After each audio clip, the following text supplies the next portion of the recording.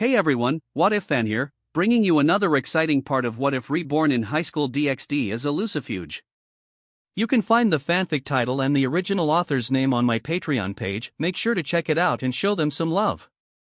If you enjoy the video, don't forget to like, subscribe, and ring that notification bell so you never miss an upload. Also check out my Patreon channel for early releases of all the series, where you can find all the series released one day ahead of YouTube. Alright, let's jump into it. Chapter 161, Roy unleashes his power, facing Tezcatlipoca. Tezcatlipoca looked around, his gaze finally settling on the giant. Tezcatlipoca-sama, a strong being is interfering in the human world. I had no choice but to summon you, the giant explained, kneeling respectfully. Oh? Yes, it's him. The giant pointed at Roy with a cruel smile. Tezcatlipoca, however, showed no reaction as he looked at Roy. But then, his eyes widened in shock as he saw Lucoa. Quetzalcoatl? You're here? Ha ha ha, he exclaimed, bursting into laughter. He completely ignored Roy. Tezcatlipoca, I haven't forgotten that you cursed my wine. Today, I'll have my revenge, Lucoa declared, her mismatched eyes filled with killing intent. Ha ha ha. Revenge?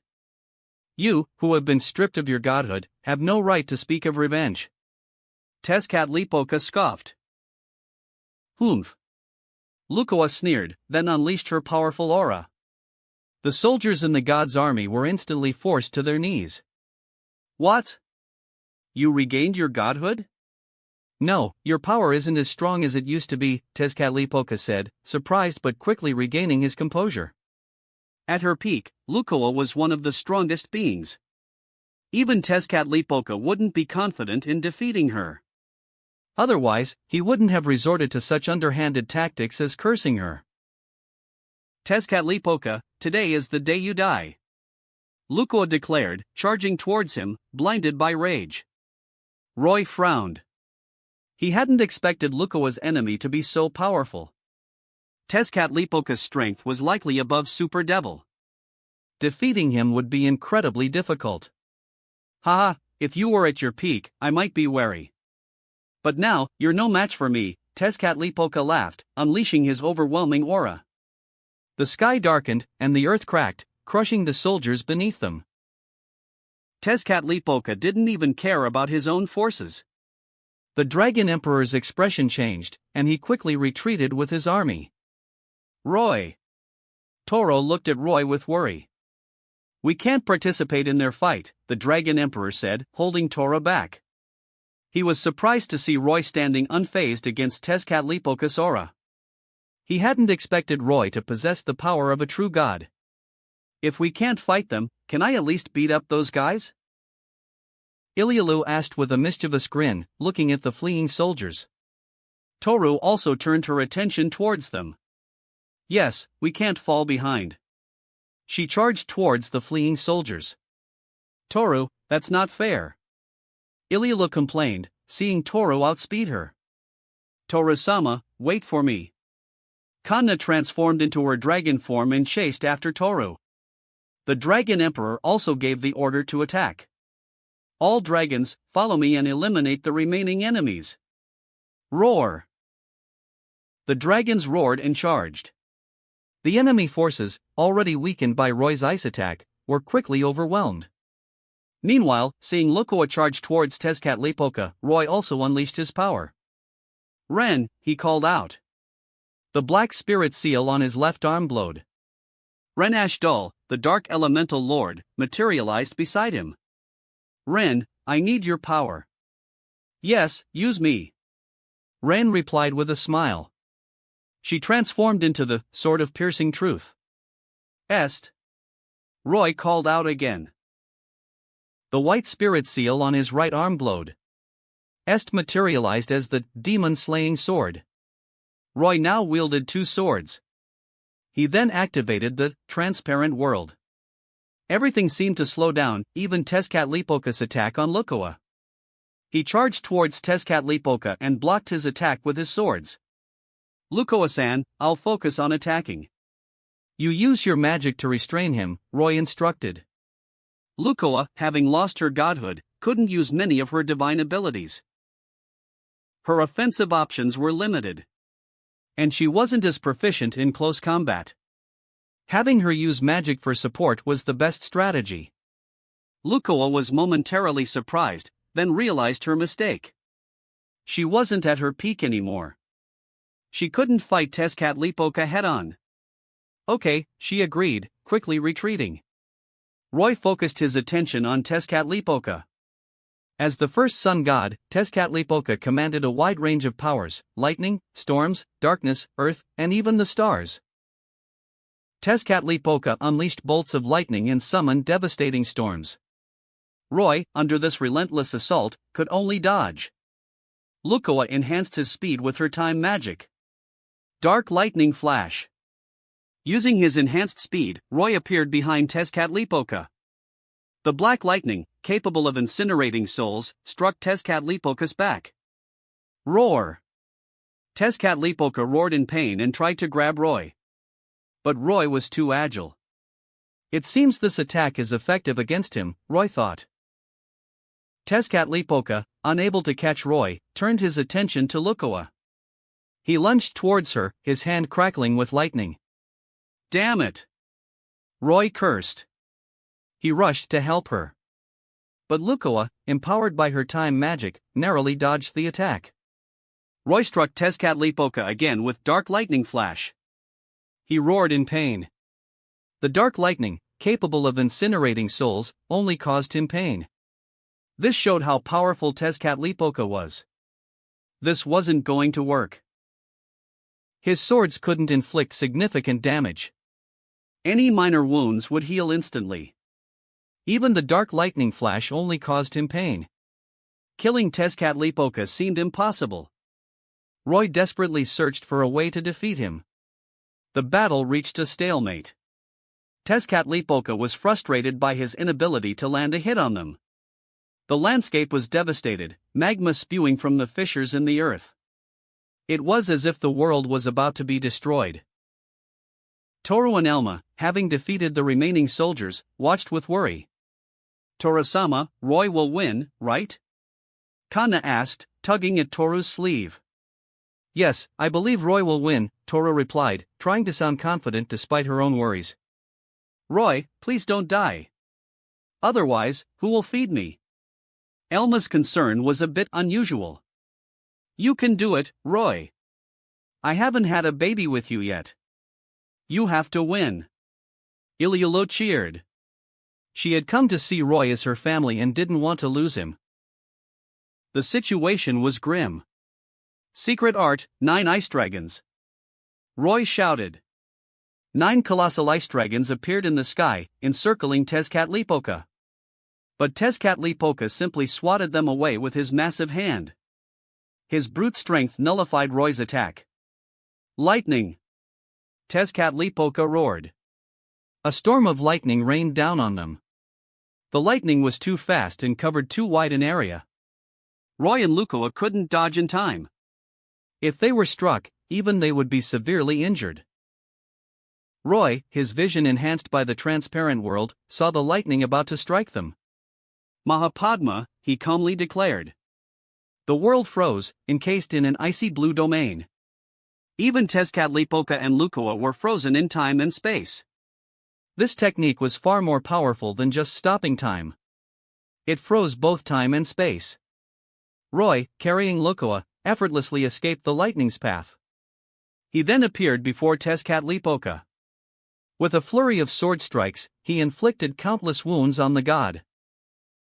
However, the wounds were too shallow to affect Tezcatlipoca, a giant thousands of meters tall. Mahapadma's effect was about to wear off. Roy had no choice but to unleash several dark lightning flash attacks in his dark flames of ruin. The dark flames could incinerate souls, bodies, and even shadows. Time shall resume. Tezcatlipoca, who had been smirking at the sight of Roy and Lucoa seemingly trapped in the lightning storm, suddenly roared in pain. Roar! Countless sword wounds covered his neck, and black flames engulfed his body, burning his very soul. He thrashed around in agony, causing even more destruction. At this rate, he'll destroy the world. What do we do? Lucoa asked, worried. Our attacks can't kill him. It's too difficult, unless. Roy trailed off, stroking his chin. Unless what? Unless I use that technique. Roy's eyes lit up. He had an idea. Lucoa looked at him expectantly. Chapter 162, Slaying a God, Flower Viewing. The wedding. It seems I have no choice but to risk it all, Roy declared, referring to his most powerful technique, Ice Emperor Dragon. It was a technique used for destruction and absorption. Anything caught in it would be frozen solid, even the surrounding space. It was incredibly destructive and could only be used against powerful opponents. However, it was also a difficult technique to master. Roy hadn't been able to use it before. But now, he had no choice. If he didn't kill Tezcatlipoca, this world would be destroyed. Lucoa-san, move back. I don't know if I can control this technique, Roy said with a serious expression. Okay. Lucoa nodded and retreated to a safe distance. Roy took a deep breath and began gathering his magic power. The temperature plummeted, and the nearby sea froze over. An icy aura swirled around him, his form gradually disappearing into the mist. The mist expanded, covering hundreds of miles. Roar! A dragon's roar echoed from within the mist. The mist dissipated, revealing a colossal ice dragon in Roy's place. Its majestic form dwarfed even Lucoa's dragon form. It was over 10,000 meters long, its body stretching beyond the horizon. Tezcatlipoca, having recovered from his injuries and extinguished the black flames, stared at the ice dragon in shock. He then threw a punch. But Roy swung his massive tail, effortlessly blocking the attack. The sight of the colossal dragon filled Tezcatlipoca with fear. But Roy showed no mercy. He lunged at Tezcatlipoca, his massive jaws wide open. Tezcatlipoca, a giant thousands of meters tall, seemed insignificant compared to Roy's 10,000-meter-long dragon form. Roy swallowed him whole. Tezcatlipoca's body instantly froze within the dragon's maw, then shattered into countless ice crystals. He was gone. He did it! Lucoa exclaimed, her eyes filled with relief and admiration as she looked at the ice dragon. The ice dragon then dissipated, revealing Roy's pale face. That technique had consumed almost all of his magic power. And he had been lucky to successfully execute it. Otherwise, defeating Tezcatlipoca would have been impossible. Roy, are you alright? Lucoa asked, rushing to his side and supporting him. I'm fine. Just a bit drained, Roy replied, shaking his head. That's good. Do you need a magic replenishment? Huh? Roy looked at her, confused. Lucoa's sudden suggestive offer caught him off guard. Are you trying to drain me dry? He asked with a playful glare. But as they were joking, something stirred within the spatial rift the giant had opened earlier. Ometeotl, the creator god of the Aztec pantheon, suddenly opened his eyes. He sensed the death of his child, Tezcatlipoca, and was enraged. Creator god! Father! Several other gods appeared before Ometeotl. I sense that Tezcatlipoca has perished. Go and investigate, he commanded. Yes. The gods dispersed. Roy also felt a sense of unease. He looked at the still open spatial rift, his expression grim. He could sense powerful auras beyond the rift. Lucoa, close the rift, he said urgently. His magic power was depleted. He could only rely on Lucoa. Lucoa, sensing the danger, immediately closed the rift and erased any traces of its existence. Roy sighed in relief. He had forgotten. The Aztec mythology had a whole pantheon of gods, including the creator god, Ometeotl. Now that they had killed Tezcatlipoca, the Aztec gods were undoubtedly in an uproar. But it didn't matter to him. He was leaving this world anyway. And when he returned, he would be strong enough to face the entire Aztec pantheon.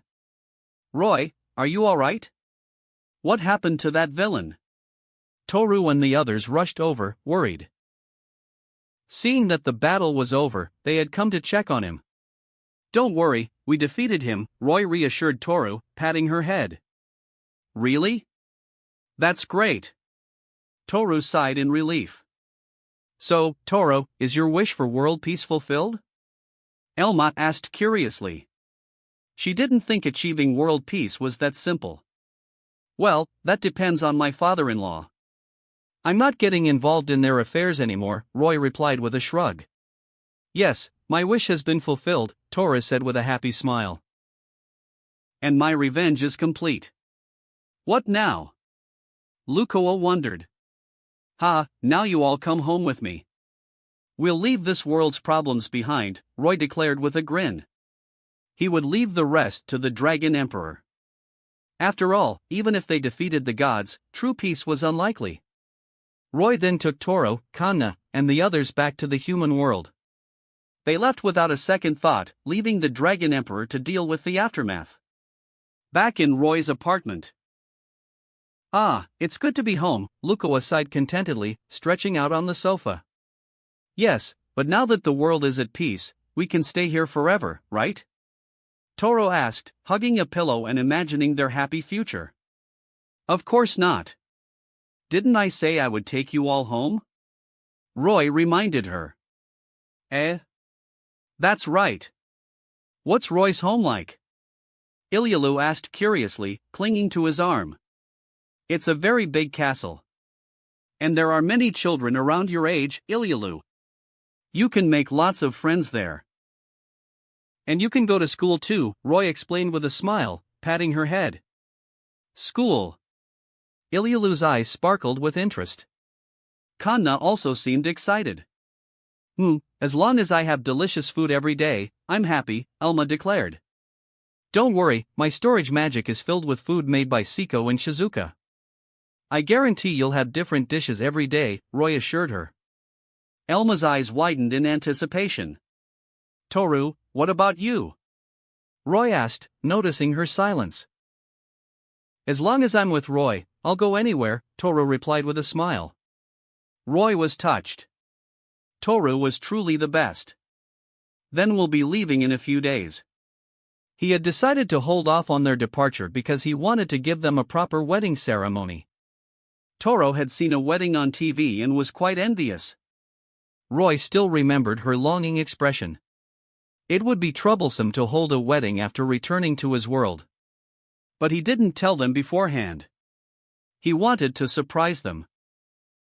The next day, Roy, having prepared everything for the wedding, gathered the girls. Let's go hanami, flower viewing, he suggested. Japanese traditional custom of enjoying the transient beauty of flowers. Flower viewing? Sure. There will be lots of delicious food, right? One of my acquaintances turned into a flower too. The girls readily agreed. Roy didn't even need to use his persuasive skills. Then let's go. He teleported them to a vast grassland with a beautiful cherry blossom grove. Wow! It's so beautiful. So many cherry blossoms. The girls were amazed by the sight. Isn't it beautiful? Roy asked, pleased with their reaction. Then let's enjoy the flowers. He had prepared picnic blankets and snacks under the cherry blossom trees. Yay! The girls sat down, admiring the beautiful scenery and enjoying the snacks. They chatted happily, their hearts filled with joy. How about some entertainment? Toru suggested, lying on Roy's lap. That's a good idea. I'll go first. Elma declared, standing up. Oh. Roy was surprised. He hadn't expected Elma to have prepared something. Elma removed her coat, revealing her belly, which had a face painted on it. Is she going to do a belly dance? Wow! What are you doing? He. This is my special skill. I've been practicing. Elma declared proudly, swaying her hips. Ha ha ha. That's hilarious. Toru burst into laughter. Is it really that funny? Roy wondered, looking at Toru. He didn't find it amusing at all. but Elma's figure was indeed impressive. "Alright, it's time to move on to the main event," Roy announced, standing up. "What?" The girls looked at him curiously. "Everyone, gather around." Toru and the others gathered around him. Even Estate and Ren emerged from their spirit seals. Snap! Roy snapped his fingers, and the girls' clothes transformed into beautiful white wedding dresses. His own clothes also changed into a wedding suit. "Today, we're having a wedding," he declared with a smile. The girls were touched. They hadn't expected Roy to hold a wedding ceremony. Although they were dragons and didn't care much for human customs, they were still moved by his gesture. "Toru, I love you. Will you stay with me forever?" Roy said, facing Toru. "Yes, I love you too." Toru replied, wiping away her tears and nodding earnestly. Roy smiled and placed a wedding ring on her finger. He then turned to Elma. "Elma, I love you. Will you be with me forever?" Elma blushed, speechless. "I do," she finally managed to say. Roy put a ring on her finger. He then repeated the process with Lukoa, Ilialu, Kanna, Est, and Ranashdal. "Now you're all my wives," Roy declared with a satisfied nod. "Roy!" Toru couldn't contain herself any longer and leaped into his arms. Lukoa and Ilialu followed suit, tackling him to the ground. Laughter filled the air under the cherry blossom trees. Chapter 163, Returning School Trip to Kyoto. "Everyone, are you ready?" Roy asked the girls with a smile as they gathered in the living room. "We're ready." "Hurry up, I can't wait." Toru and the others were eager. All right.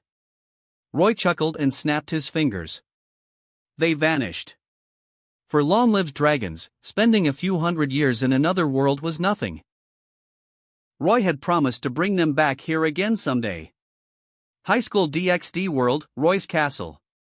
Roy and the girls materialized in a room within the castle. The unfamiliar presence, especially the dragon auras, alerted Ophis, who immediately appeared before them. "Roy? Are they the same kind as me?" Ophis asked, her eyes wide with curiosity as she looked at Toru and the others. She was particularly interested in Lukoa, sensing that she was a dragon with power comparable to her own. "Ophis, let's go outside." "I'll introduce you later," Roy said, scooping her up with a smile. He led them to the living room, where Siko, Esteth, and the other girls were waiting. They were also curious about the new arrivals but understood what had happened. "That sneaky bastard. Going to another world without telling us and bringing back even more girls," Saya grumbled. "He must have his reasons." "Roy works hard," Asia defended Roy. "Works hard? He was probably having fun," Mine scoffed. They weren't upset that Roy had brought back more girls. What bothered them was that he hadn't taken them alone. Only Siko remained cheerful. Roy took her with him on almost every trip, a clear sign of his affection. Although he hadn't taken her this time, she wasn't upset. "Hey, I think I heard someone bad-mouthing me." "Who was it?" Roy asked with a playful smirk as he entered the room with Toru and the others. "Humph. It was us. Why didn't you take us with you this time?" Saya complained. "It wouldn't have been a problem to bring us along," Claire added. Most of the girls were unhappy about being left behind. Roy shrugged helplessly. "There weren't any battles or opportunities to increase your strength this time, so..." The fight against the gods was quick, so it doesn't really count, Roy thought. But that battle had been against his strongest opponent yet. Fortunately, they had won. Even so. Chelsea began, but Sona interrupted her. "You'll take us with you next time, right?" Sona asked, her gaze fixed on Roy. It seemed she was also upset about being left behind. After all, he had promised to take her to another world to recruit servants. "Don't worry, Sona. I'll definitely take you with me next time," Roy assured her with a pat on his chest. "Okay." Sona finally smiled. "Ahem, let me introduce everyone. This is Toru. Roy introduced the new arrivals. Toru had prepared herself to meet the others, and they quickly became friendly. Roy. Ophis suddenly tugged at his clothes, her eyes fixed on him. Ophis, what's wrong? Roy asked, pretending not to know what she wanted. He knew that Ophis, having sensed that his and Lukoa's power had reached her level, was curious and wanted his help in defeating Great Red. Defeating Great Red was Ophis's greatest desire. But Roy wasn't going to let her go. She was too adorable. And letting her go would be dangerous. If he remembered correctly, Great Red would soon face a dangerous enemy.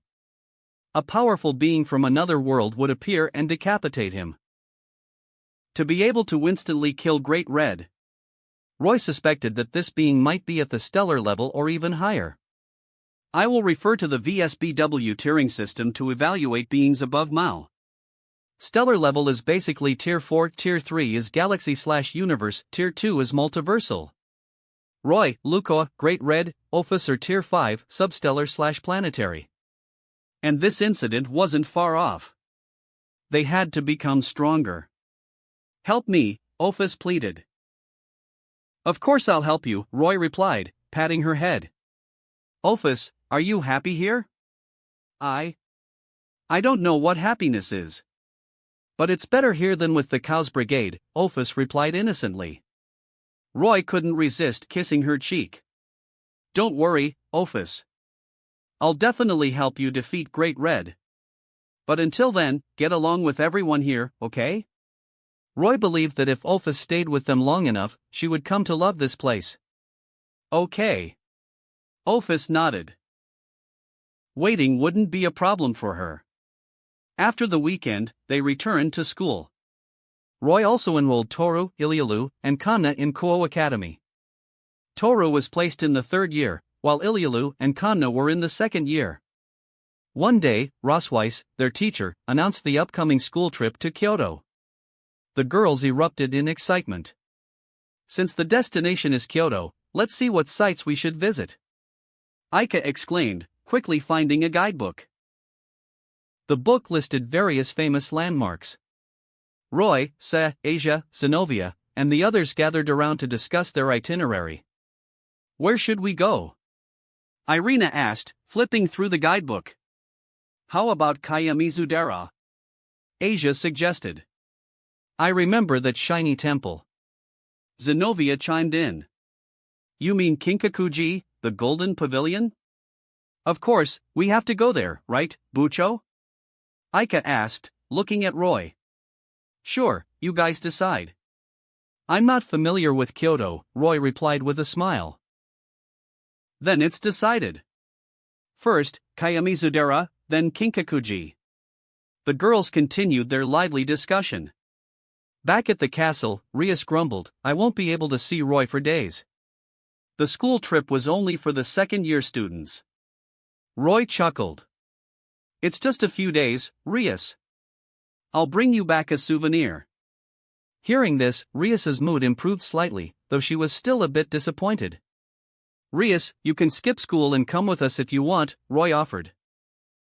No, it's okay, Rias replied, shaking her head. As long as Roy has fun, that's enough for me. All right then. That night, Rias and Aquino, dressed in yukatas, arrived at Roy's room as usual.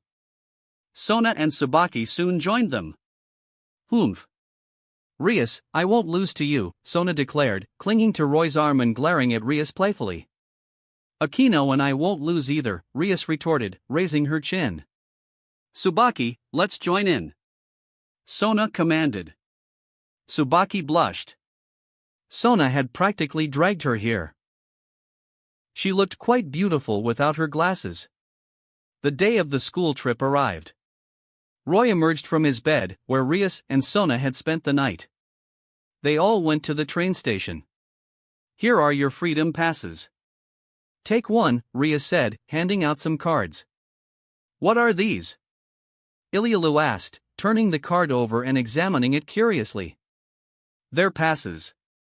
Kyoto is Yukai territory, so we need these to avoid any misunderstandings, Rias explained. This was a new policy implemented by Surzex to prevent unnecessary conflicts between the various factions. It had indeed reduced the number of conflicts. Roy, as the fifth Mao, also supported this policy. "Everyone, check your belongings. We're about to board the train," Roy reminded them. Kurom, Akame, and the others checked their bags. Of course, they had mostly packed snacks. "Rias, Sona, we're leaving now," Roy said, turning to them with a smile. "Have a safe trip. Let us know if anything happens. We'll miss you. Come back soon." Rias, Sona, Toro, and the others bid farewell to Roy and his group. They boarded the train to Kyoto. As the train departed, the girls chattered excitedly. Kurom, sitting in Roy's lap, munched on snacks like a hamster, occasionally offering him a cookie. Claire and Rinslet, sitting by the window, enjoyed the scenery and chatted.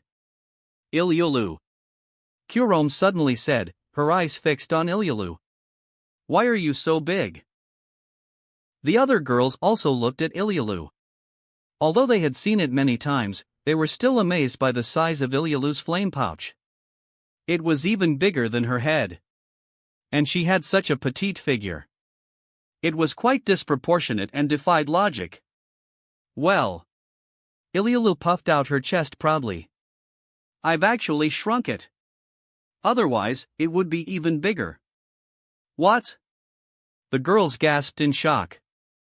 This was already the smallest it could get? How big was it normally? They imagined it and were stunned. Chapter 164, The Missing Fox Princess Yasaka, Kyoto Adventures, Konoplede. As expected of a dragon, Mine commented, unable to hide her envy. Even Claire glared at Ilyulu's chest with a hint of jealousy. After all, she was even flatter than Mine. Roy chuckled, watching their reactions. "We will be arriving in Kyoto shortly," the train announcement echoed through the carriage. "We're here," Roy announced, standing up with Kurom in his arms. Are we there already?" Kurom mumbled sleepily, rubbing her eyes. "Yes, we're in Kyoto." "Let's get off the train," Roy said with a smile, patting her head. They gathered their belongings and disembarked. "Wow! This place is huge!" Asia exclaimed, looking around the station in awe. "It's so beautiful." The girls were excited, their eyes wide with wonder as they took in the unfamiliar sights. "Our meeting point is the banquet hall on the first floor of the hotel." "Hey, Asia, Zenobia, hurry up. We'll miss the afternoon free time if we don't get going." Roy called out to the girls who were lagging behind. "Okay, we're coming." They hurried to catch up, their attention torn between the sights and Roy's reminder. The hotel was just a short walk from the station. They soon arrived at a magnificent building. It was called Hotel Surzex Kyoto. And across the street was Hotel Serafal Kyoto. As expected of them, Roy thought, impressed. Their businesses are top-notch even in the human world. Such luxurious hotels would require a lot of resources and manpower to build in the human world. But for devils, it was a simple task. Surzex truly had a good business sense. A high-class hotel located right next to the station would surely be profitable. Since there were many ordinary girls in their group, they weren't given a grand welcome. After showing their student IDs at the reception, a manager politely guided them to their rooms and then led them to the banquet hall. The second-year students were divided into several groups, each led by a different teacher. Their arrival times varied. So, once everyone arrived, they would hold a roll call to ensure everyone was present.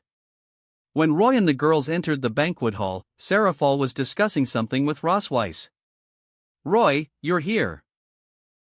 Serafal exclaimed, rushing towards him, ignoring the students' curious stares. Roy caught her in his arms. "Serafal, we're here," he said with a smile. The other students were surprised. Even their teacher had been captivated by Roy. "Come with me. I have something to tell you," Serafal said, pulling Roy away, unfazed by the attention. They followed her to a private room. "Everyone, have a seat," Serafal said, gesturing towards the chairs. So, Seraphol, what is it? Roy asked after they were all seated around a large table. He had a guess. According to a report from the local yokai, the leader of the Kyoto yokai, the nine-tailed fox, has gone missing, Seraphol announced with a serious expression. As expected, it was about that incident. So you want us to find her? Roy asked. Yes, Seraphol confirmed. And who kidnapped her? Most likely, it was the Cows Brigade, Seraphol replied. All right, I'll handle it, Roy agreed readily. If he remembered correctly, this nine-tailed fox was named Yasaka, a beautiful, busty woman with fox ears. And she had an adorable fox daughter. I have to help them, Roy thought. I'll arrange for you to meet with the nine-tailed fox's daughter tomorrow evening. You can learn about the enemy from her. For now, enjoy yourselves. Seraphol declared, unable to contain her excitement. Then let's go. Roy said, taking Seraphol's hand and leading the girls out of the room. Since it was already afternoon, they decided to skip the temples and explore the streets instead. They would visit the temples tomorrow. The next day, their destination was Kayamizudera Temple. They boarded the hotel's sightseeing bus early in the morning. They enjoyed the unfamiliar scenery as they rode towards the temple. The girls were excited, but Roy was a bit bored. Although the scenery was beautiful, after experiencing the breathtaking landscapes of the elemental spirit world, this seemed rather ordinary. But he maintained a cheerful facade for the girls' sake. After a day of sightseeing, Seraphol informed them that they would be meeting with the yokai that evening. Led by a few fox yokai girls, they passed through a hidden torii gate within Kinkakuji Temple and entered a different world. It was a dim and secluded space with old-fashioned houses. Various yokai could be seen in the alleyways, a one-eyed, large-faced yokai, a kappa-like creature with a plate on its head, a tanuki walking on two legs. It was a bizarre sight. They followed the fox girl through the maze-like alleyways. The only light came from the lanterns hanging along the path. He. A lantern suddenly came to life, its painted face grinning mischievously. The girls jumped in surprise. Is that the famous lantern ghost? Whoa! That scared me. Ah! It's creepy. Asia clung to Roy, burying her face in his chest. I apologize. The yokai here love to play pranks. But they won't harm you, the fox girl apologized. Ha, it's alright, Roy chuckled, amused by the girl's reactions. Is this where the yokai live? He asked the fox girl as they walked. Yes, this is the yokai district of Kyoto. Of course, it's not as grand as the underworld. It's just a small, hidden dimension, the fox girl explained. I see. The underworld was also a separate dimension, just much larger. The fallen angels and angels also had their own pocket dimensions. They passed through the residential area, crossed a small river, and entered a forest. A large red torii gate stood before them, leading to a grand estate that exuded an aura of history and authority. Yo! You're here! You finally made it! Seraphol and Rosweiss were already waiting for them. A young girl with blonde hair and a princess-style kimono stood between them. This must be Kunu, Roy thought, his eyes lighting up as he saw the adorable Loli. She was just as cute as Kanna, Kaneko, and Est, with fox ears and 9 tails. Kuna-sama, I've brought the guests, the fox girl reported. Kunu nodded, and the fox girl disappeared in a puff of flames. I am Kunu, daughter of Yasaka, pleased to meet you, she said, bowing politely. Pleased to meet you too, they replied, returning her greeting. Kuna led them inside the estate. They sat around a table, with Roy at the head. Let's hear what happened, Roy said, looking at Kunu. Then allow me to explain, Seraphol interjected. Having arrived earlier, she already knew the details. A few days ago, Yasaka, the leader of the 9-tailed foxes, chose this location to meet with a messenger from the Emperor of Heaven, Indra, who resides on Mount Meru. However, Yasaka didn't show up at the meeting. The yokai, worried, investigated and found a Krotengu who had accompanied Yasaka as an attendant. He was barely alive when they found him. Before he died, he said they were attacked by unknown assailants, and Yasaka was kidnapped. Roy nodded, listening to Seraphal's explanation. I see. Mousemus, please rescue Princess Yasaka. We'll assist you in any way we can, a Crow Tengu pleaded, prostrating himself before them. Don't worry, I've already agreed to help. I'll definitely rescue your princess, Roy assured him with a wave of his hand. The Crow Tengu presented a portrait. This is Princess Yasaka. The portrait depicted a beautiful woman with long blonde hair, a voluptuous figure, fox ears, and dressed in a shrine maiden outfit. She exuded an aura of authority that made Asia and the others envious. We've confirmed that Princess Yasaka is still in Kyoto, Seraphal continued. Kyoto itself is a massive barrier. If the nine-tailed fox were to leave or be killed, there would be noticeable disturbances. Since there haven't been any signs of that, it means Princess Yasaka is still alive, and those who kidnapped her are likely still here, the Crow Tengu added. I see. Then leave this to us, Roy said dismissively. He had already planned to intervene. Please save my mother. No, please help me. Kuno suddenly pleaded, her small body trembling as tears streamed down her face. The fox girls in Crow Tengu also pled. Perhaps they were intimidated by Roy's casual attitude and feared he wasn't going to help. Roy approached Kuno and said with a gentle smile, Don't worry, Kuno. We'll definitely help you and rescue your mother. Really? Kuno looked at him with teary eyes. Of course. Roy patted her head, his smile widening. Kuno, seemingly reassured by his smile, wiped away her tears and nodded, a small smile appearing on her lips. Chapter 165, Sightseeing in Kyoto Clash Against Cow's Brigade.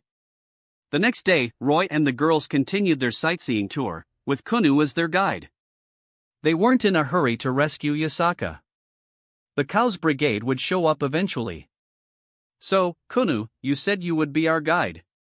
What exactly are we doing? Aika asked, curious about their itinerary. I'll take you to all the famous landmarks, Kuno replied, puffing out her chest. Our first destination is Tenryuji Temple. They arrived at the temple gate. Kuno led them through the temple grounds, enthusiastically explaining the history and significance of each location. It was clear that she was reciting information she had learned from others, but her earnest attempts were adorable. As a Yukai princess, she rarely had the opportunity to act as a guide. She was usually the one being guided, so this was likely a novel experience for her.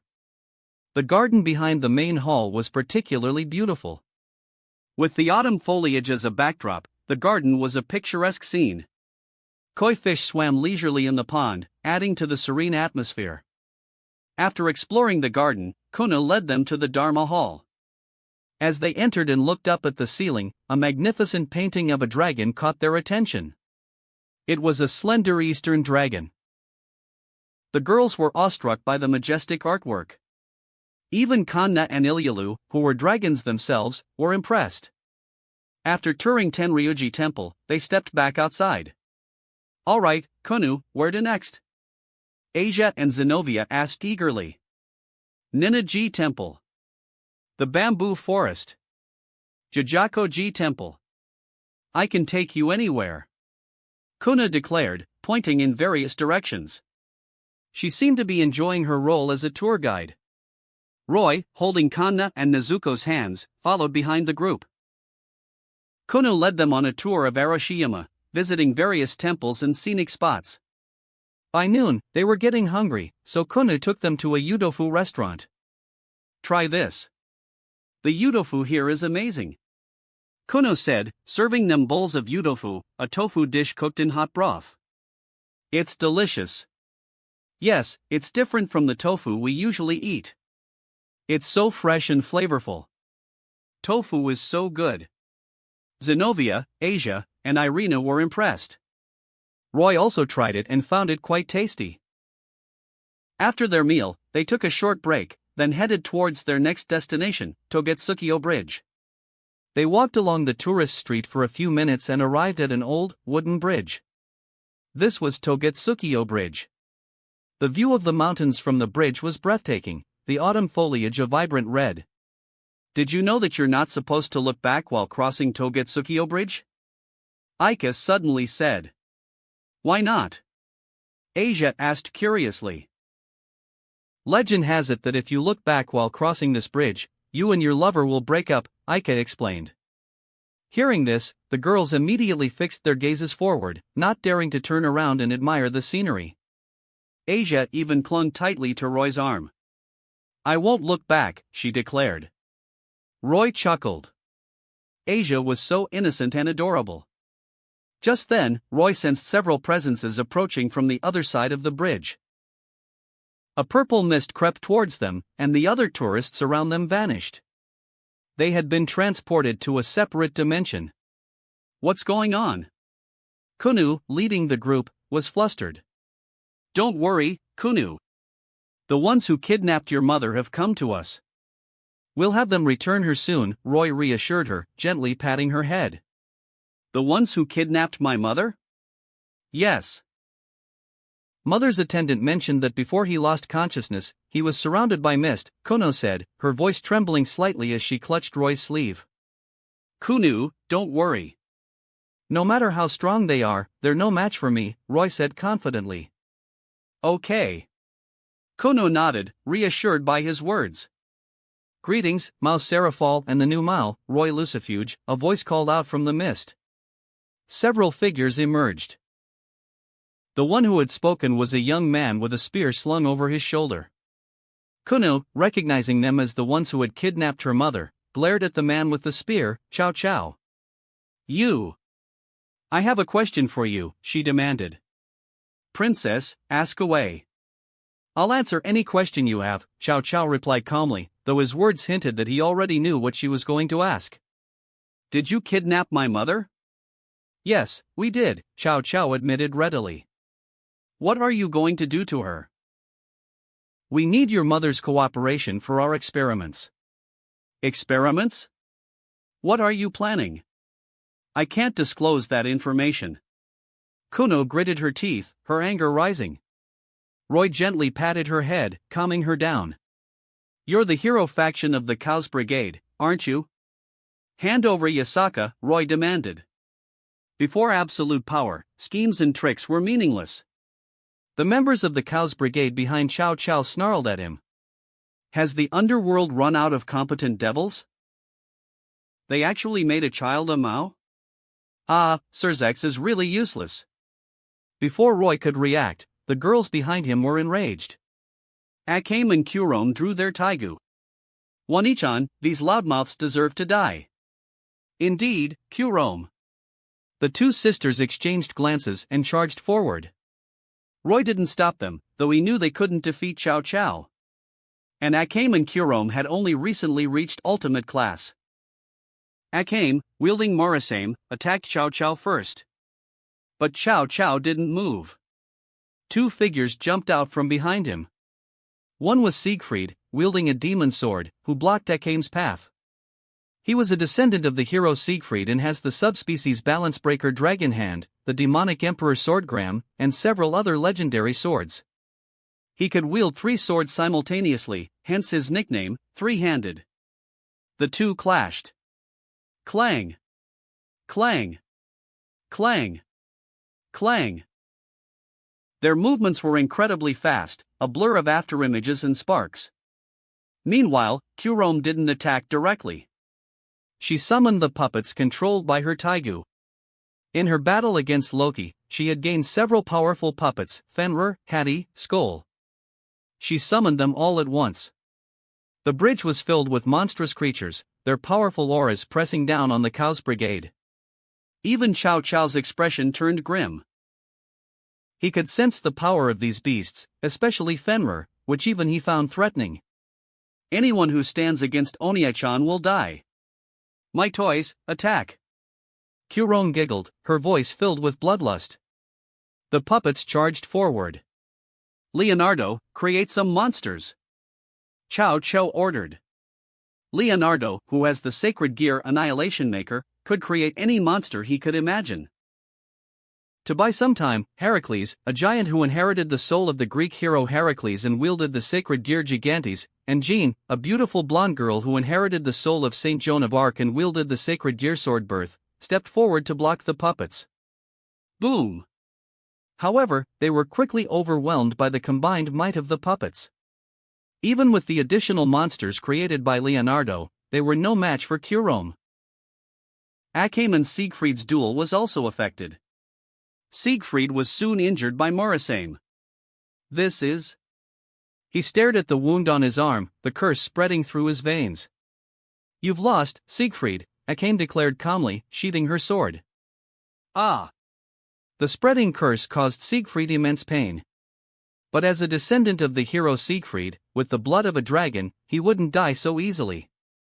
Cao Cao, seeing this, finally decided to intervene. He looked at Fenrir, the greatest threat, and raised his sacred gear, True Longinus. Polar Knight Longinus Chakravartin. A sphere of energy formed at the tip of his spear, then shot out as a powerful beam, striking Fenrir. Pierce. Fenrir was pierced through. This was a subspecies balance breaker of the True Longinus, the Polar Knight Longinus Chakravartin, which has 7 different abilities. Each ability was incredibly powerful. However, Fenrir, despite being impaled, didn't fall.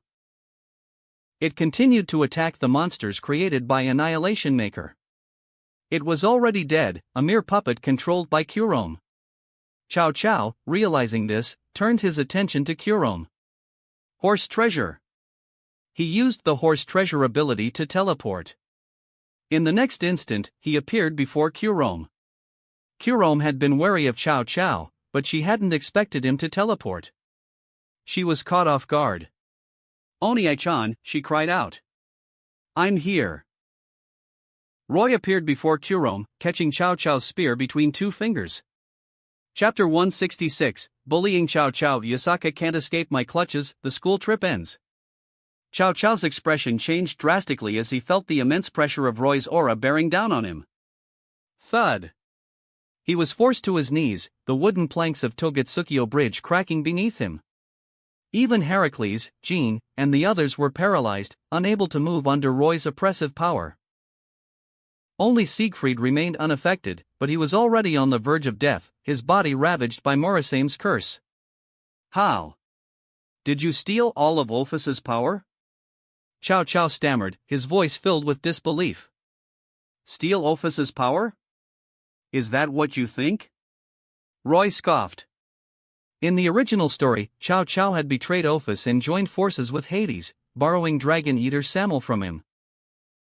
He had used Dragon Eater Samel to absorb most of Ophus's power, then released a portion of it into the dimensional gap in the form of snakes. After reabsorbing some of the snakes, his power had still been higher than that of a full-powered balance breaker. Have that guy with the dimension lost teleport Yasaka here. Otherwise, none of you will leave this place alive. Cao Cao was still reeling from the shock of Roy's aura, which was even more powerful than Ophus's. Even the God of the Bible didn't have such power. Cao Cao finally realized that in Roy's eyes, they were nothing but ants. He felt a wave of despair wash over him. George, bring Princess Yasaka here, he ordered, turning to the man with the sacred gear dimension lost. Roy then withdrew his aura. George felt the pressure lift and almost collapsed. Heracles and Jean also stumbled. George nodded and activated his sacred gear, vanishing from sight. Roy wasn't worried about him escaping. Soon, George returned, this time with Yasaka. Mother! Kono cried, rushing towards Yasaka and hugging her tightly. Yasaka gently embraced Kono, stroking her hair. What's wrong, Kono? You're old now, yet you still cry so easily. The heartwarming reunion brought tears to the eyes of some of the more emotional girls. Yasaka seemed unharmed. It seemed Cao Cao's plan hadn't been put into action yet. As expected of a busty MILF, Yasaka's assets were impressive, rivaling even Lukoa's. Now, get out of here. And don't ever show your faces here again, understand? Roy ordered. Heracles picked up Siegfried, and the others gathered behind Cao Cao. Cao Cao struggled to his feet. Don't worry, Mao-sama. We won't return until we're strong enough, he declared, still managing to sound defiant despite his defeat. Roy scoffed. Chow Chow and his group then teleported away. Kurome, retrieve your puppets. We're leaving, Roy instructed. Okay, Oniai-chan, Kurome replied, recalling her monstrous familiars. The space around them distorted. They reappeared on the bustling Togetsukyo Bridge, along with Yasaka. Having rescued the princess, there was no need to continue their sightseeing tour. They returned to the Yukai village at Yasaka's invitation. In a room within the estate, Roy sat at the head of the table, with Yasaka and Kunu on his right. Thank you for your assistance, Mao-sama. Yasaka and Kunu bowed deeply in gratitude. It was nothing, Roy replied with a dismissive wave of his hand. If there's anything we can do for you, Mao-sama, please don't hesitate to ask, Yasaka said. Yes, Mao-sama, please let us know if you need anything, the Crow Tengu added eagerly. Yasaka's safety was crucial for the stability of the Kyoto Yukai. If anything happened to her, chaos would erupt. Seeing their insistence, Roy sighed. Then I want you to. No way. Several voices protested in unison. It was Saya, mine, and Claire. Roy, how can you make such a shameless request? Mine exclaimed indignantly. Yes, it was just a small favor. How can you ask for such a thing in return? Claire added. You pervert. Can't we satisfy your desires? Saya chided. Yasaka blushed. If that's what the Mao-sama desires, I'm willing, she offered. As a nine-tailed fox, her seductive aura was quite potent.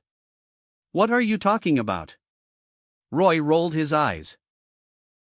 I just wanted Yasaka-heim to show us around Kyoto. What were you all thinking? The girls blushed, embarrassed. Who knows what you were thinking? Claire mumbled, still suspicious. Mao-sama, I'm willing, Yasaka said, her cheeks slightly flushed. Being more mature, she quickly regained her composure. And so, it was decided. The next day, Yasaka and Kunu took Roy and the girls on another sightseeing tour. On the last day of their school trip, the girls were exhausted from all the activities. After buying souvenirs and gifts, it was time to leave Kyoto. Kunu and Yasaka came to the train station to see them off. Mao-sama. Kunu called out with a smile, holding Yasaka's hand. Kunu, you can just call me Roy, Roy replied. Kunu blushed. Roy, will you come back to Kyoto again, she asked shyly. Of course I will, Roy assured her. You promise? I'll be waiting for you. I promise. Roy nodded with a smile. Yasaka then spoke up. Mao-sama, I want to thank you. I'm planning to meet with Leviathan-sama and Duman-sama soon. I hope we can all work together towards a better future. I want to establish a cooperative relationship and prevent those terrorists from causing any more trouble in Kyoto. You can call me Roy, Yasaka. I'll leave things here to you, Roy said, then, remembering something, he took out 2 devil pieces and handed them to Yasaka and Kunu. Devil pieces? Yasaka recognized them but was confused. Why was he giving them these? You can use these if you encounter any danger, Roy explained with a smile. Yasaka and Kunu looked at him gratefully. Thank you, Roy-sama. They bowed deeply. Roy's strength was undeniable. These 2 pieces were like protective charms. And in dire situations, they could even merge with the pieces to gain power. Of course, using the pieces meant becoming Roy's servants. But Yasaka didn't mind that at all. Well then, you 2 can head back now. I'm going to have some fun in Kyoto, Serafal announced with a cheerful wave. As a diplomat, she still had to attend a meeting with the Yukai. Roy and the others boarded the train. Thank you, Roy. Goodbye, everyone. Kunu waved goodbye. Asia and the others also waved back. They had grown fond of Kunu during their time together. The train doors closed. Kunu continued waving until the train was out of sight. Yasaka hugged her daughter. We'll see them again, Kunu. When you're older, you can visit Roy-sama. Really? Kunu's eyes sparkled with hope. Of course. Yasaka patted her head. She looked at the devil piece in her hand. That day won't be too far off, she thought. On the train, Fianna whispered in Roy's ear, Roy, are you interested in that Yasaka MILF? Ahem, no, of course not. Don't be silly, Roy replied, his cheeks reddening slightly as he wrapped an arm around Fianna's waist. Humph. Don't lie to me. I even helped you, you know, Fianna said proudly. Oh? Roy was intrigued. Last night, I told Yasaka about your preferences. I told her that if she really wanted to repay you, she should use that, Fianna whispered. Why would you do that? Roy asked, surprised. Because I could tell you liked that foxy MILF, Fianna replied with a giggle. Fianna was the type of girl who would do anything for the one she loved, even help him find other women. Roy was touched. He tightened his grip on her waist and whispered, I'll spoil you tonight, Fianna. Fianna blushed, then her expression changed.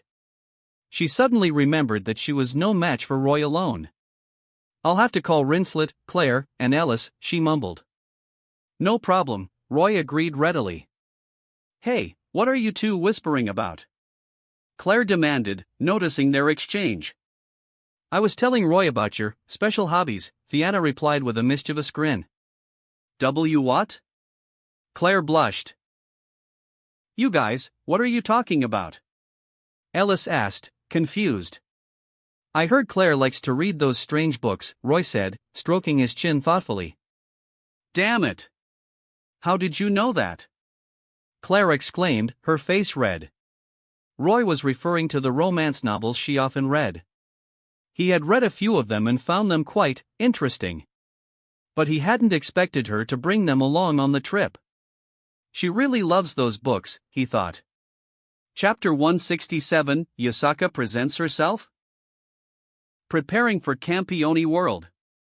You left this book under your bed. It was easy to find. I thought it was interesting, so I showed it to Roy, Fianna explained with a mischievous grin. Claire glared at her, then pounced on Fianna, tickling her mercilessly. Ha ha ha ha. Fianna burst into laughter, struggling to escape. She retaliated, and the two girls tumbled around playfully. The train soon arrived at their destination. Rias, Sona, and the others were waiting for them at the station. Roy, you're finally back. Welcome back, Onie-chan. Husband, you're home. Bucho, you're finally here.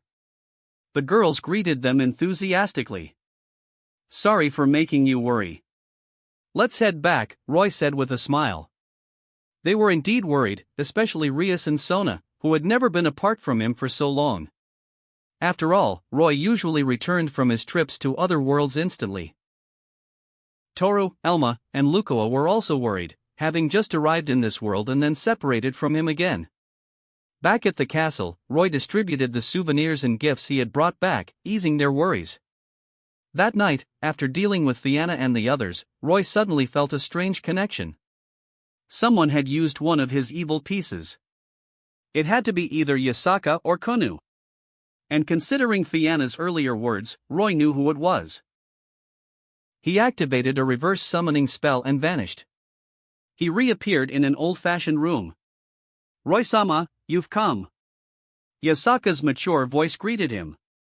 He turned and saw Yasaka, dressed in a beautiful kimono. Have you made up your mind? Roy asked. Yes, Roy-sama, I'm ready to become your servant, Yasaka replied with a respectful nod. Do you know what it means to be my servant? Roy asked, a playful glint in his eyes. Yasaka blushed. Yes, she affirmed. Roy smirked. Life returned to its peaceful routine. But Roy suddenly remembered that he had promised to take Nezuko and the others back to their world. It had been over half a year. It was time for a visit. He also wanted to check on the situation in the Akame Ga Kill world and see if Najenda had followed his instructions. After he had returned from that world, its time flow had synchronized with the Highschool DxD world. So, half a year should have passed there as well. Although the taiga weren't very useful now, it would make nice gifts for his servants. Roy gathered the girls and told them about his plan. Yay! I want to see Oni-chan again. Nezuko cheered. She missed her brother. We want to see the Butterfly Mansion again too, Shinobu, Kane, and Kaneo chimed in. It would be nice to visit the others, Mitsuri added. Even Makomo wanted to see Sakanji Yorokadaki again. Then it's decided. We'll visit Shinobu and the others first, then go to Kurome's world, Roy announced with a smile. There's nothing interesting in that world. As long as I'm with Oni-chan, I'm happy, Kurome said, clinging to his arm. She didn't have any lingering attachments to that world. We're just going to check if Nagenda has prepared the taigu. We won't stay long, Roy reassured her, patting her head. There wasn't much to do in the Yakane Ga world, so he planned to collect the taigu and leave. Anyone who wants to come can join us. The girls all expressed their interest. Even Rias and the others were curious about the world Shinobu and the others came from. With a flash of light, they vanished. They reappeared in the courtyard of the Butterfly Mansion. Is this the Butterfly Mansion, Shinobu-san? It's so beautiful. Asia exclaimed, looking around. Yes, this is where my sister and I grew up, Shinobu replied with a smile. The Butterfly Mansion was indeed a lovely place. I wonder how Oni-chan is doing, Nezuko said, worried about her brother. Don't worry, Nezuko. Tanjiro is a smart boy. He'll be fine, Roy reassured her. Nezuko nodded, feeling a bit better. Who are you? A girl suddenly appeared, startled by the sight of so many people. Are you from the Demon Slayer Corps? Shinobu asked curiously. Why you're? Shinobu Kocho-sama, the flower Hashira, the girl stammered in disbelief. Yes, but there's no Demon Slayer Corps anymore, Shinobu replied with a nod. Please come with me, Kocho-san. The girl led them inside. Please have a seat, she said as they entered the house. However, there weren't enough cushions for everyone to sit on. The room was packed. The girl blushed, realizing the lack of seating. It's all right. By the way, where's Tanjiro? Roy asked. Oh, he's out treating patients, the girl replied with a smile. Treating patients? It seems he's putting his medical skills to good use, Roy said to Shinobu. Before leaving the Demon Slayer world, Roy had asked Shinobu to teach Tanjiro some medical skills. Yes, he is, Shinobu replied, proud of her student. When will he be back? Roy asked. He should be back soon, the girl replied. It was almost noon. Tanjiro should be returning for lunch. Makomo, how about we go get Sakanji-san and have a reunion? Roy suggested. Sure. Makomo agreed with a smile. Roy, Makomo, and Nezuko went to fetch Sakanji Yorokadaki. I didn't expect to see you again, Roy-sama, Sakanji said when they arrived at the Butterfly Mansion. Ha, Sakanji-san, you're still as lively as ever. We'll visit often, Roy replied with a chuckle. That's wonderful. By the way, Sakanji-san, how is the Demon Slayer Corps doing? Roy asked curiously. The Demon Slayer Corps has been disbanded. They were originally servants of the Abuyoshiki family, formed to slay demons. Now that the demons are gone, there's no need for them anymore, Sakanji explained. I see. And how is Tanjiro doing? Tanjiro? He's doing well. He's become a reliable doctor. Sakanji was clearly proud of his student. And that little girl over there was sent by the former leader to assist Tanjiro. It seems they're getting along quite well. Oh? The little girl Sakanji was referring to was the girl who had greeted them earlier. It seemed Tanjiro had found someone special. Just as they were chatting. Nezuko? A boy rushed in. It was Tanjiro. Oni-chan? Nezuko exclaimed. Nezuko, you're finally back. Tanjiro cried, his eyes filled with tears. Nezuko was his only remaining family, and they hadn't seen each other in months. Roy didn't interrupt their reunion. After a while, Tanjiro finally approached Roy. Tanjiro, you've been doing well, haven't you? Roy said with a wink. Huh? Tanjiro was confused. Roy gestured towards the girl who had been watching Tanjiro with a love-struck expression. Tanjiro blushed. He stammered. Good luck, Tanjiro, Roy said with an encouraging smile. He had brought Nezuko and the others here to reunite with their loved ones. At noon, the former Hashira and Kagaya Ubuyoshiki also arrived. After a joyous reunion, Roy and the girls prepared to leave.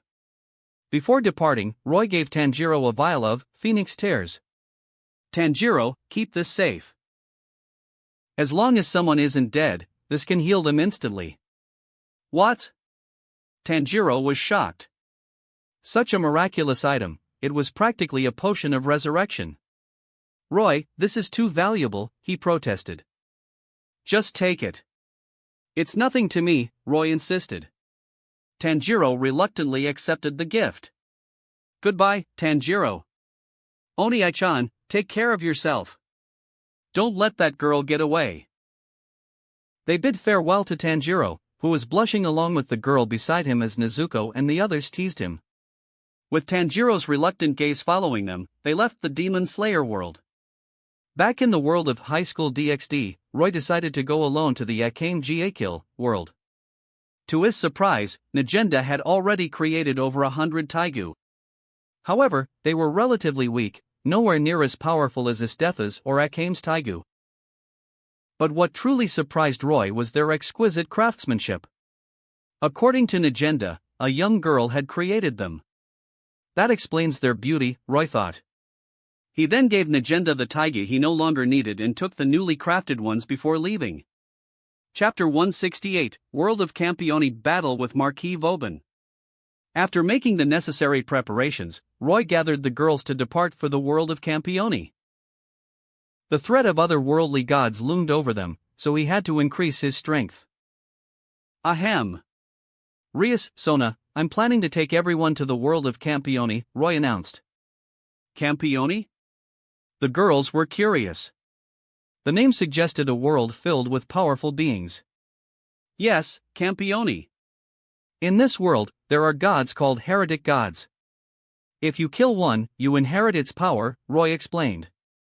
The girls were surprised. Sona's eyes lit up. She was currently at the peak of high class and needed a breakthrough to reach ultimate class. She had been envious of Rias, who had already reached that level. So you can gain the power of a god by killing it? Sona murmured, her eyes gleaming with ambition. Don't worry, Kaicho, we'll help you kill a god, Tsubaki and the others assured her. Sona, don't worry, you'll have your chance, Roy said with a smile. He was planning to make a big move, hopefully turning everyone into Campiones, or god slayers. Heretic gods varied in strength, but even the weakest were ultimate class. The more powerful ones were Mauplas or even at the planetary level. If his plan succeeded, all his servants would become incredibly powerful. Having a peerage full of ultimate class, the thought made him feel invincible. Perhaps he could even conquer the world of Mondegitachi world and create the strongest community there. Is everyone ready? We're teleporting now, Roy announced. We're ready. Hurry up. I can't wait. Yes, I can't wait to become a Campione. Roy activated the teleportation magic and they vanished. In the world of Campione, humans had created various mythologies, which gave rise to numerous gods. These gods were supposed to play their roles in their respective mythologies, maintaining the balance of the world. But some gods, known as heretic gods, defied their roles. These heretic gods brought disaster upon the world, and as a result, powerful mages capable of defeating them emerged. Those who killed a heretic god inherited its power and became a Campione, a god slayer. On an unknown island, a strange building stood tall. Its vast hall was empty, lit only by flickering torches, creating an eerie atmosphere. However, many young girls, dressed in thin clothing, were gathered there. The oldest were around 20, while the youngest were barely 12. They were praying, their bodies emanating spiritual power, seemingly performing some kind of ritual. A magic circle glowed before them. As the magic circle grew brighter, the girls' faces became paler. But they didn't stop the ritual, enduring the strain on their spiritual power. Even when some of them fainted from exhaustion, the others continued.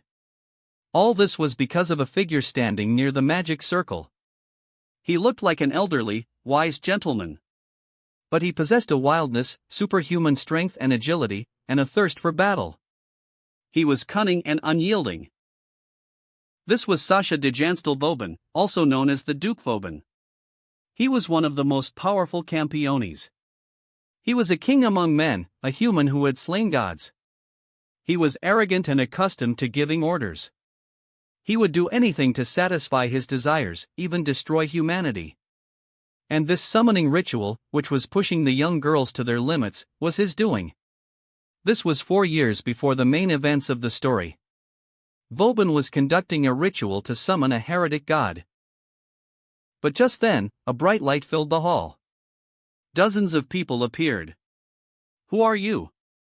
Vauban demanded. It was Roy and the girls. Having decided to come to this world to claim the heretic god's power, this was their first stop. Roy looked at Vauban, then at the girls performing the ritual, and nodded in satisfaction. It seemed they had arrived at the perfect time.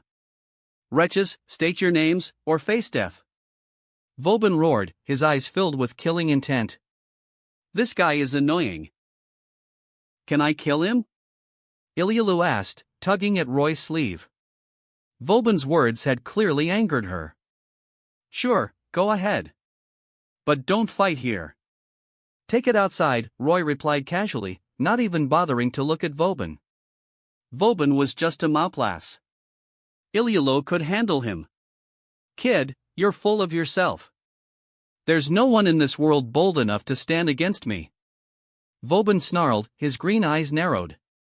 He was clearly enraged by their dismissive attitude. "Humph. I don't have time for you, old man." "Let's fight," Ilialu declared, stepping forward. "Very well. You've successfully angered me." Vauban roared. "Angry? Good. Let's have a fight then." He. Ilialu grinned mischievously. As a battle maniac, although she was obedient in front of Roy, she was still a ferocious dragon. Crack! The ground beneath her feet shattered as she appeared before Vauban in an instant. Before Vauban could react, she punched him in the stomach. Boom! Vauban was sent flying out of the hall. He. Ilialu giggled and chased after him. Outside, Vauban unleashed his powerful aura, a chilling darkness that filled the air. "Brat, I'll use your life as an appetizer before I hunt that heretic god." Ha, he cackled, his eyes fixed on Ilialu with murderous intent. But Ilialu, a dragon who had lived for tens of thousands of years, was unfazed by his killing intent. Toro then appeared and waved her hand. The three of them were transported to a subspace. Roy said we shouldn't damage the temple. "Ilialu, finish this quickly," Toru instructed. Roy had anticipated that Ilialu might get carried away and cause too much destruction, so he had Toru intervene. Now that they were in a subspace, they could fight without worry.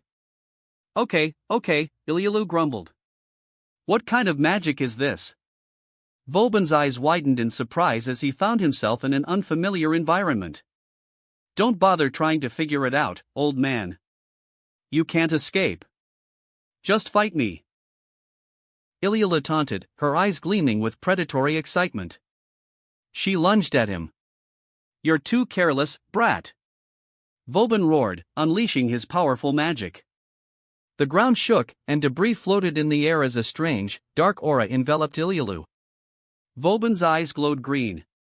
Ilialu paused, sensing something strange. It was the evil eye of Sodom, an authority Vauban had usurped from the Roman hero, Horatius Cockles. Any living creature he looked at would be turned to salt. However, Ilyulu only felt a slight discomfort, then nothing happened. She charged at Vauban again. What? It had no effect? How? Vauban was stunned. Even gods and Campiones would be partially petrified by his evil eye. It shouldn't have no effect at all. But before he could recover from his shock, Ilyulu was upon him. Her claws raked across his chest. Ah! Vauban cried out in pain as he was sent flying, 2 bloody gashes appearing on his chest. Although the evil eye of Sodom seemed powerful, capable of seeing for miles, even through objects, and theoretically able to petrify an entire city, it was mainly a support ability. It wasn't very effective against truly powerful opponents. I underestimated you, brat. What are you? Vauban asked, staring at the claw marks on his chest and then at Ilyulu's claws with shock. Humans couldn't have claws like that. What was she? A dragon? Or something else? I'm a dragon. Ilyulu declared with a mischievous grin as she flew into the air.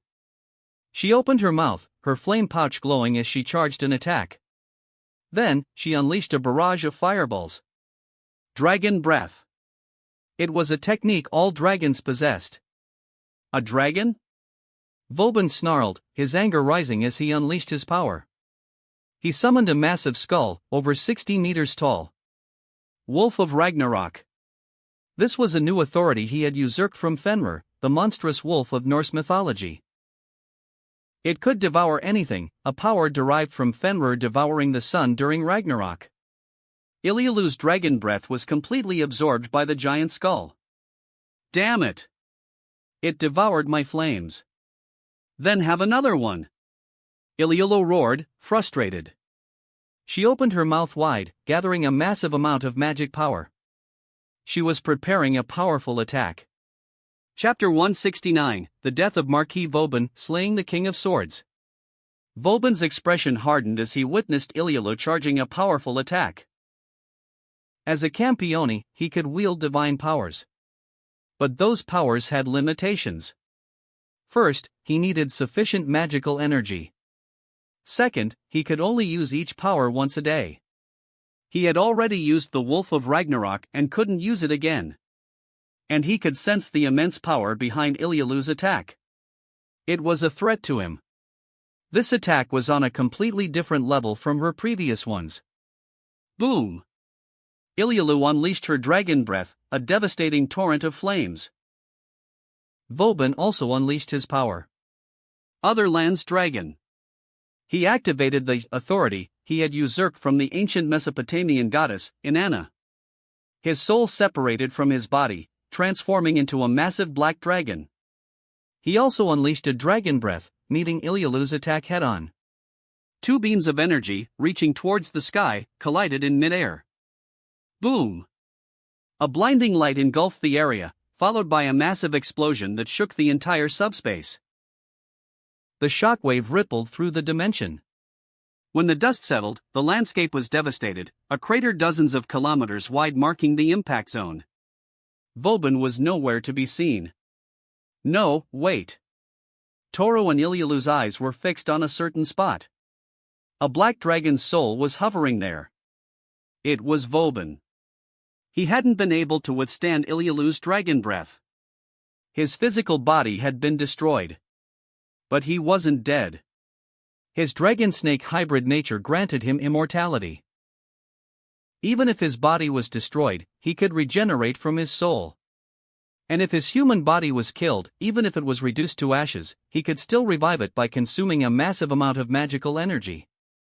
This was the power of the authority, Otherland's dragon. However, this ability was useless against Toru and Ilyulu. Even in his soul form, he couldn't escape their detection. And this was a subspace. He couldn't escape. Vauban was doomed.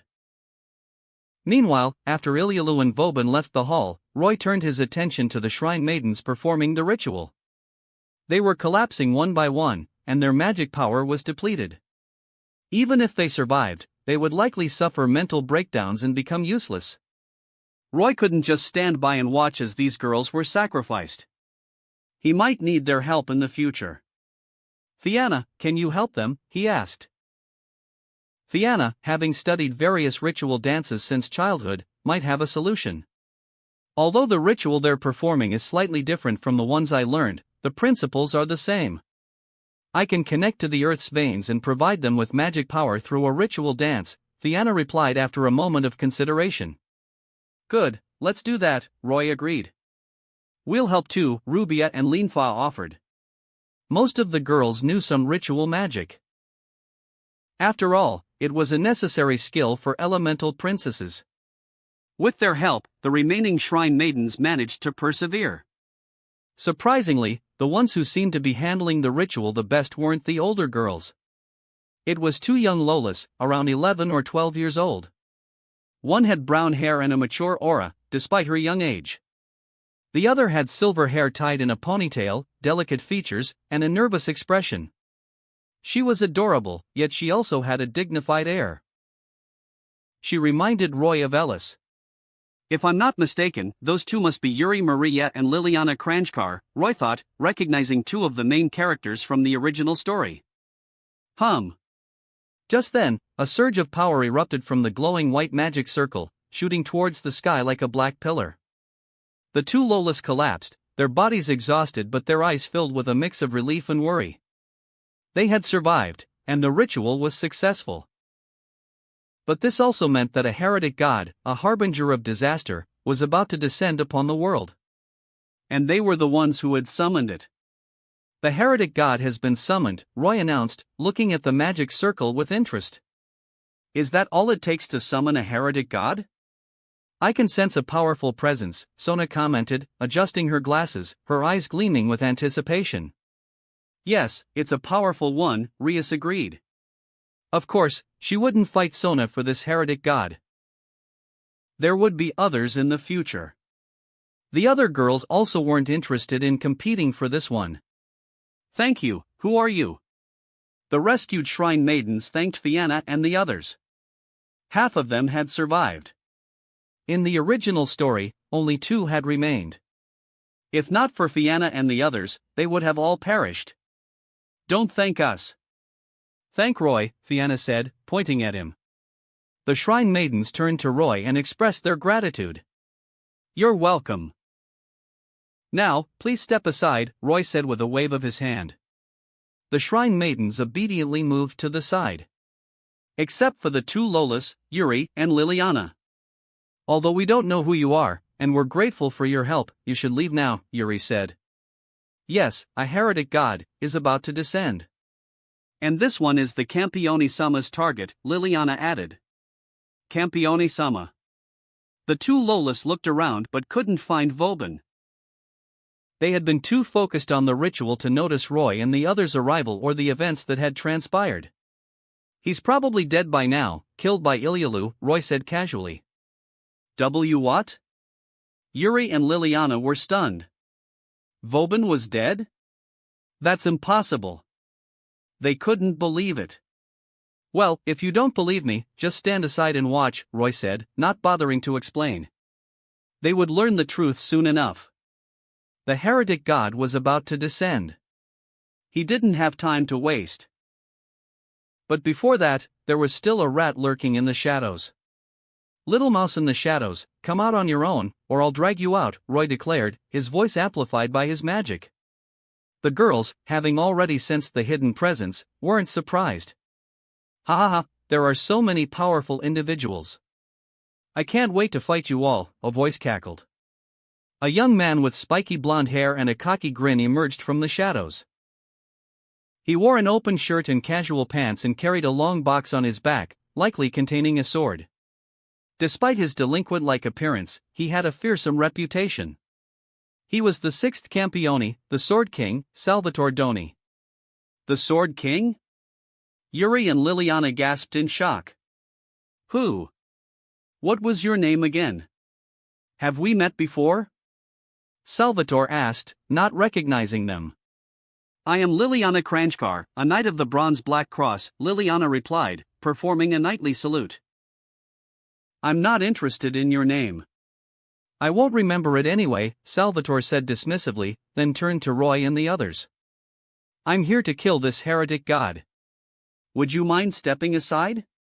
Although he could sense their power, he was a Campione, a godslayer. He had his pride. In this world ruled by Campiones, nothing could make them back down. You must be Salvatore Doni. If you don't want to die, get lost. This heretic god is ours, Roy declared. The shrine maidens in the hall paled. How could he have the audacity to anger a Campione? The last person who had done so had been annihilated, along with the entire city. They were terrified. Sword King Sama, please spare this country. Liliana pleaded, clenching her teeth. She was about to kneel and beg for mercy. But she found she couldn't. The power of a Campione was deeply ingrained in their minds. Roy sighed. So, have you decided? Leave now, or die here, he asked Salvatore, his voice laced with impatience. As a Campione, I won't back down so easily. Besides, I've been wanting to fight you, Salvatore replied with a bloodthirsty grin. He was a true warrior, only interested in battle. There was no way he would flee without a fight. Then you've chosen death. Roy reached out towards Salvatore. Absolute zero. Salvatore's body instantly froze. He didn't even have time to draw his sword or activate his authorities. His powerful magical energy surged, but it was useless. The ice continued to spread, encasing him completely within moments. Thus, Salvatore Doni, the sixth Campione, perished. Roy's absolute zero eradicated all forms of life. The difference in their power was too vast. Roy didn't want to waste time, so he ended the Sword King's life swiftly. This can't be true.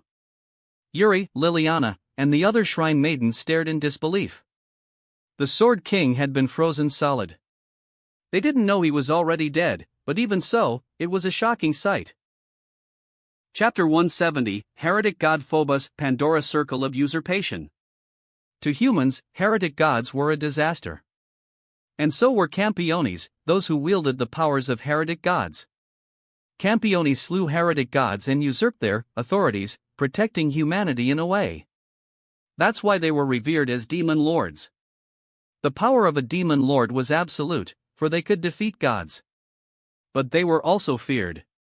After all, they hold the power to destroy the world. If they were angered, the consequences could be devastating.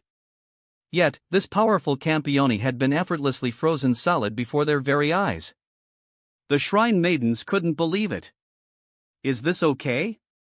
Sona asked, looking at Roy with concern, seeing that the Sword King was dead. She wasn't worried about the Sword King's death itself, but about the potential repercussions. It's fine. He came here to steal the heretic god. He deserved it. I gave him a chance, Roy replied with a shrug. He had indeed given Salvatore a chance to leave. It was his own fault for not taking it. As for the consequences, Roy hadn't considered that. But killing a Campione had both advantages and disadvantages for the world. The advantage was that if a heretic god appeared, there would be a Campione to deal with it. But the disadvantage was that if a Campione was angered, they could cause just as much destruction as a heretic god. It was a double-edged sword. But Roy didn't care about any of that. The heretic god finally descended. Did you summon me? A powerful aura erupted from the magic circle, and a figure materialized within the pillar of light reaching towards the sky. It was a muscular giant, hundreds of meters tall. This was Phobos, the son of Ares, the Greek god of war. In the original story, Salvatore Doni had slain him and usurped his authority. So this is a heretic god? He seems quite strong, Isteth commented, her eyes gleaming with predatory interest. Phobos wasn't that powerful, only at the peak of ultimate class. He was a relatively weak heretic god. Don't worry, Isteth. There will be other heretic gods, Roy said with a chuckle. Of course. I'm not interested in this one anyway. I prefer stronger opponents, Isteth replied with a smirk. So we can gain his authority by defeating him? But how do we even defeat him? Sona wondered, looking at the giant with a troubled expression. She wasn't a frontline fighter. She preferred strategy and tactics.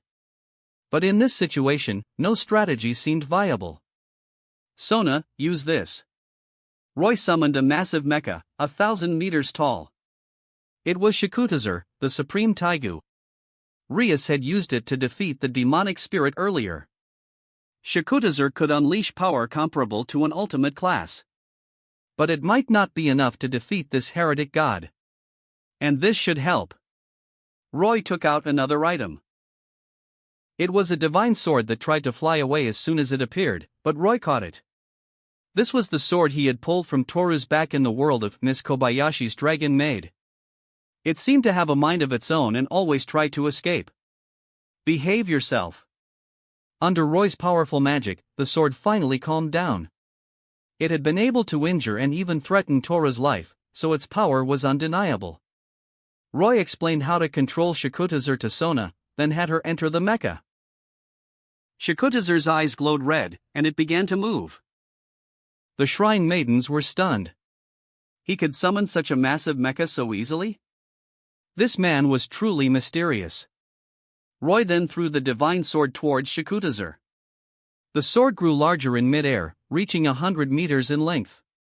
Sona, controlling Shikutazur, caught the sword and swung it a few times. The air rippled as if space itself was being cut. Kaicho is amazing.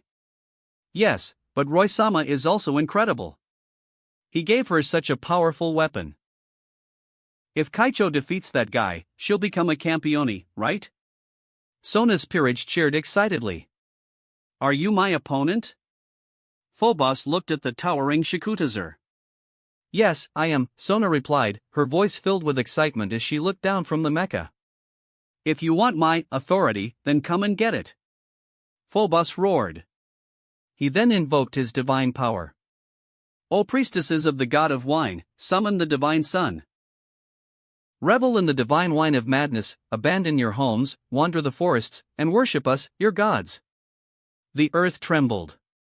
Countless heavy cavalry emerged from the ground, charging towards Shikutazur. This was Phobos's authority, Iron Stampede. He could summon cavalry charges and even control beasts of burden, carriages, cars, and any other vehicle that moved on land. They would awaken a sense of worship towards him and attack, charge, and rampage under his command. He could control tens of thousands of units. He could also equip them with steel armor, shields, battering rams, and blades. This ability was even more powerful in a city, capable of destroying one with ease. The cavalry, each over 100 meters tall, charged towards Shikutazur. Although they were like children compared to the 1,000-meter-tall mecha, Sona didn't underestimate them. She activated all of Shikutazur's laser cannons. A barrage of lasers rained down on the cavalry. Boom! Boom! Boom! The island shook violently as if it was about to break apart. Massive waves crashed against the shore. It seemed the island was about to sink. Roy quickly transported everyone to the subspace. This way, even if Sona and the heretic god's battle intensified, it wouldn't affect the outside world. Sona continued her bombardment. The heavy cavalry couldn't get close. It wasn't that Phobos's authority was weak. It was just that the individual cavalry units weren't that strong. A large group of them together was still a threat. But against a war machine like Shikutazur, they were helpless. You're strong, challenger. But I won't lose, Phobos declared, seeing that his authority was ineffective. He drew a large sword and charged towards Shikutazur. Sona raised the divine sword and blocked his attack. Although she wasn't trained in swordsmanship, she knew the basics. Clang! To everyone's surprise, Phobos's sword shattered upon contact with the divine sword. Phobos was stunned. Sona seized the opportunity and struck. Slice! Phobos's head was severed, and blood rained down. She did it! Kaicho succeeded. Sona has become a campione. Tsubaki and the others cheered as they witnessed their leader slay the heretic god. Yuri, Liliana, and the shrine maidens were also amazed. Another Campione was born. After witnessing Roy effortlessly defeat the Sword King, they were once again awestruck by his power. "Roy, I did it!" Sona exclaimed excitedly, returning to the real world and leaping into Roy's arms. "Well done, Sona. Now, don't resist. Pandora will summon you soon," Roy said. "Pandora?" Sona was confused, and then lost consciousness. "Roy, is Sona alright? Is Kaicho okay?" Sona, Rias, Tsubaki, and the others were worried. "Don't worry, she's been summoned by Pandora," Roy explained, holding Sona gently. Pandora was the one who managed the Campione reincarnation ritual. Those who fought and defeated gods were usually on the verge of death. Of course, Sona's situation was different. Pandora would use the circle of usurpation to transfer the defeated gods, authority, and a body capable of wielding that power to the victor, turning them into a Campione. Roy's explanation reassured the girls. The ritual would take some time, so Roy decided to find a place for them to stay. He approached Liliana. "Your name is Liliana, right?" Liliana bowed respectfully. "Yes, sir. I am Liliana Kranjkar, a knight of the Bronze Black Cross. Don't call me sir. Just Roy is fine. Take us to your magic association." "We need a quiet place to rest," Roy said. Vauban had openly summoned a heretic god here and even captured talented shrine maidens from various factions. Although they couldn't stop Vauban, those factions were undoubtedly keeping an eye on this place. The Bronze Black Cross must be nearby. "Yes, Roy-sama." Liliana bowed again, glancing at the unconscious Sona in his arms. Sona had defeated a Campione and emerged unscathed. It was unbelievable. But it was the truth. And the man before her was even more scary. He had effortlessly defeated the Sword King. Even a Campione couldn't match his power. Liliana looked at Roy with a mix of awe and fear. Roy, noticing her reaction, shrugged helplessly. Then, he saw that Lukoa had healed the unconscious shrine maidens. Those girls would have suffered mental breakdowns if left alone. Even if they survived, they would be like vegetables. They would be abandoned by their factions, no different from being dead. But Lukoa had saved them. She was truly kind. Roy and the girls, along with the rescued shrine maidens, followed Liliana's directions and left the island. After they left, the island crumbled and sank into the sea. That wraps up this part of What If Reborn in Highschool DxD as a Lucifuge. Thanks so much for listening. As always, new parts drop every 4 days, so be sure to stay tuned. Also check out my Patreon channel for early releases of all the series, where you can find all the series released one day ahead of YouTube. If you enjoyed the video, don't forget to like, subscribe, share it with your friends, and please consider supporting the original author as well. See you in the next one.